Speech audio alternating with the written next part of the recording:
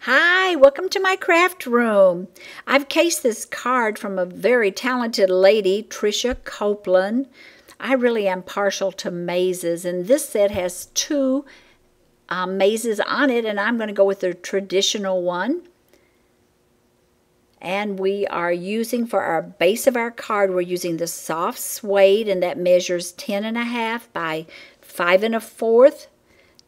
Then a panel, 5-inch square Red Riding Hood, and the top is a confetti white, 4 3/4.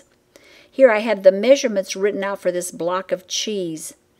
And behind that you'll see that I have my pattern. And here I'm showing you how to make that pattern. I'm not real good at just winging it. I like to have something to follow, and then if I don't like the way it turns out, then I can just make another pattern and I haven't wasted my cardstock.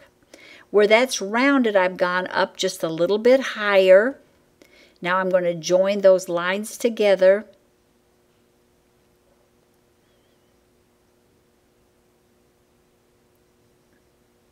And once this is all cut out, then I'll cut those two top portions, I'll be cutting and rounding those off. And then they'll be those exact measurements, 2 3/4 by 1 1/2. The beauty of this is, if you're not happy with it, just take another scrap of paper and make a new one. You're not wasted your cardstock. Now I'll take that in a little bit on that side. And because cheese isn't that square, I'm going to just make some indentations. I've placed this onto this red background just so you can see.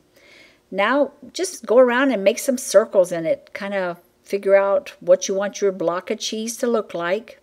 I've made I think I made 4 different size circles, and I used an oval, and I'll point that out to you as I punch those out.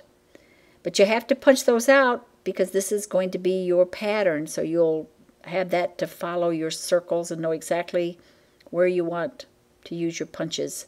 Now this here is the oval, and I've used that just for a little bit different shaping, has a little bit different slant.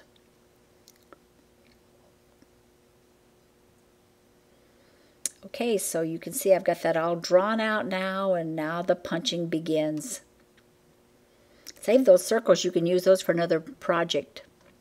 And I have a list of all the punches that I used on my website, so be sure and check that out.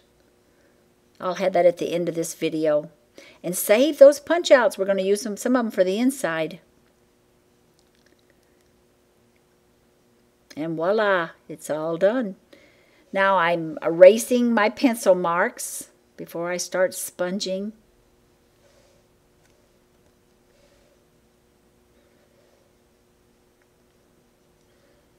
I'm using the So Saffron here. You want to give this some dimension. Otherwise, this is just going to look like a piece of paper with holes punched in it.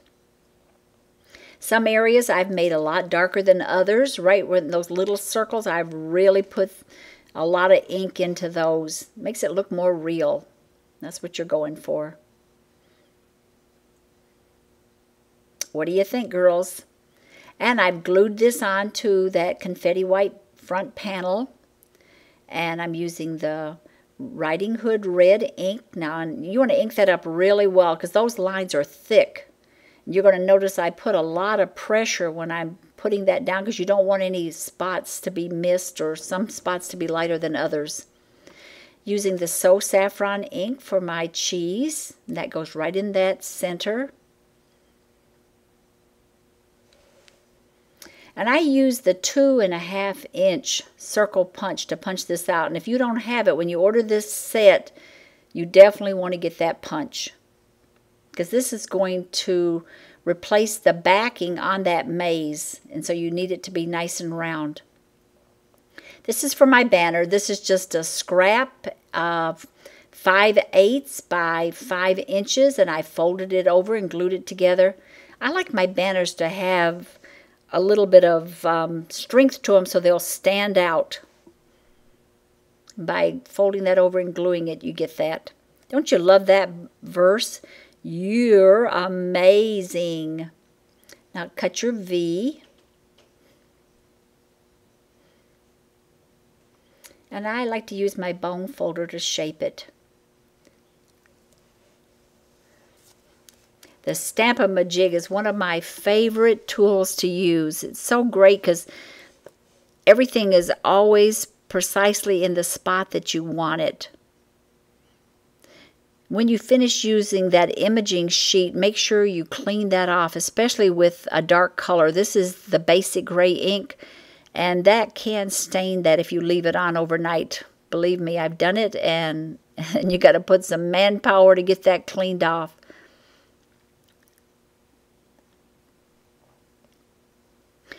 If you go to my video, I'm trying to remember which video it is, that I have all the instructions on using that Stamp-A-Majig.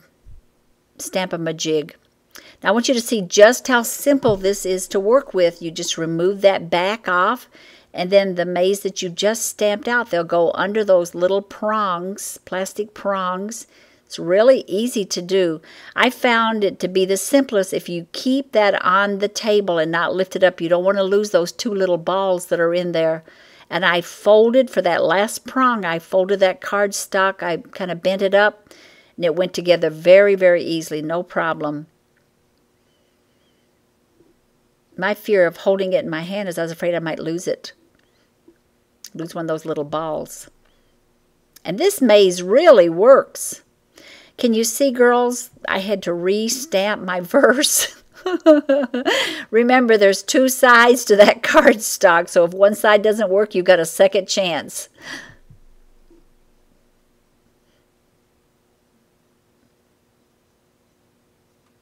This is so much fun to work with. My grandson just loved it. He beat the maze. This is our cutter kit, and the only thing you've seen me use is that 7-sided distressing tool, but it also comes with a rotary cutter, a perforating tool, and also a scoring tool. I'll have to use some of those other ones and let you see them. When you're adhering a piece of cardstock on that has been distressed, make sure you do not get your adhesive close to the edges because you want that to be loose. And the reason I distress that is our little mouse has been chewing away.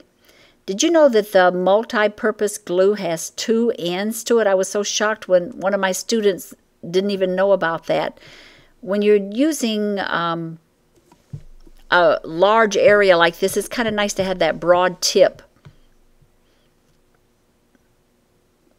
Go to my website. I have it right here at the base, and check out. I have all the information on making this card. And now the inside, I punched out some little circles, and I used up those circles that I had punched earlier.